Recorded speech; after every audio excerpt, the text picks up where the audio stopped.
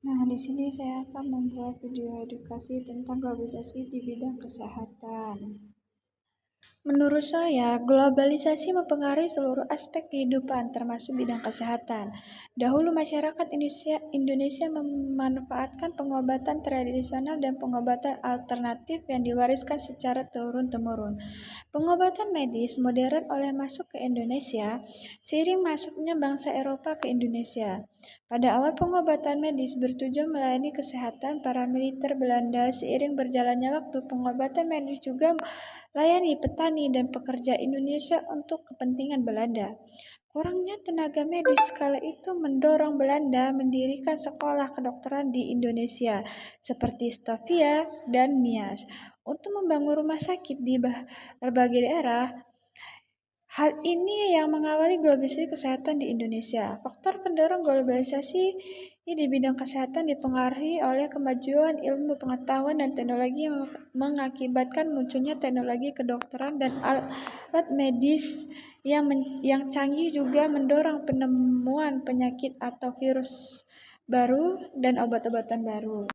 Sesuai dengan teori Reiser, berkembangnya komunikasi memungkinkan dunia mengetahui munculnya penyakit, virus, obat-obatan, dan teknologi kedokteran sehingga ditimbulnya kesadaran global untuk mengikuti perkembangan tersebut. Gejala-gejala globalisasi di Indonesia di bidang ilmu pengetahuan dan teknologi. Kemajuan ilmu pengetahuan selalu diikuti dengan kemajuan teknologi. Hal itu mempengaruhi bidang kesehatan.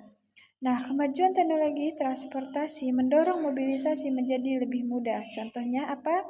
Membantu medis dari luar negeri dan pasien yang dibawa ke rumah sakit di luar negeri. Kemajuan teknologi informasi memungkinkan sosialisasi kesehatan ke seluruh Indonesia. Contohnya, munculnya virus corona dari Cina dan penemuan vaksin dari Jerman. Kemudian teknologi kesehatan mendorong munculnya penemuan penyakit virus dan obat-obatan terbaru, juga munculnya teknologi kedokteran dan alat medis canggih. Nah, di sini saya akan menjelaskan dampak positif dan negatif. Nah, yang pertama dampak positif. Dampak positif meningkatnya teknologi dunia kedokteran yang menunjang pengobatan terhadap pasien, yaitu seperti alat pemindahan virus, teknologi untuk operasi, teknologi penyambung sel kulit dan sel tulang.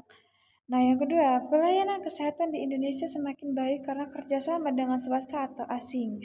Yang ketiga, meningkatnya mobilitas profesional dan suatu negara ke negara yang lain. Meningkatnya perubahan asing dan perubahan asuransi di dalam negeri. Nah, negatif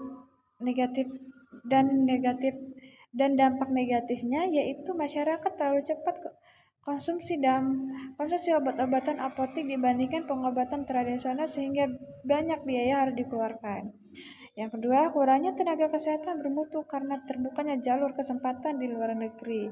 Yang ketiga, persebaran virus lebih cepat karena mobilitas mudah. Tak semua canggihan teknologi sesuai dengan adanya budaya dan agama. Contohnya seperti operasi ganti kelamin atau transgender, operasi plastik dan pemberian hormon.